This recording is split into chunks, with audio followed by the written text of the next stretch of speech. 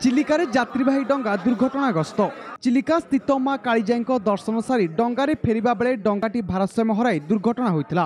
खोर्धा जिला बालुगां थाना अंतर्गत चंद्रापुटु निकटस्थ पात्रपड़ा गाँवर सुखदेव भुजबल निज पुअर मानसिक चुटी पकाइबा पई मां कालीजाई जाइथिले। फेरिबा समय सांगरे 3टी माछधरा डंगारे प्राय 50 जन निमंत्रित यात्री थिले। सेथिरे 2टी डंगा सुरक्षित फेरी आसतिला बेले गोटे डंगा दुर्घटनाग्रस्त होइतिला।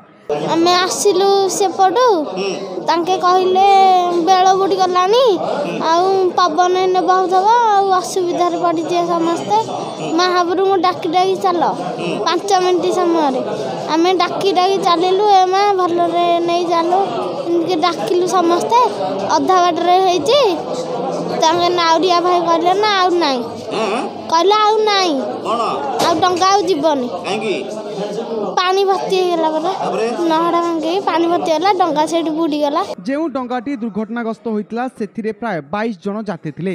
तांको भितरु 9 जन को बालुगां चिकित्सालय रे भर्ती करा जायतिला। सेठारे 2 जन को अवस्था गुरुतर हेबारु सेमानकु ब्रह्मपुर और भुवनेश्वर मेडिकल को स्थानांतर करा जायछि। एही घटना रे केही मृताहत होई नथिबा प्रकाश। 18 जन पुरुष और स्त्री लोक को नेकी आसला मझी गंडरे बुड़ी गला।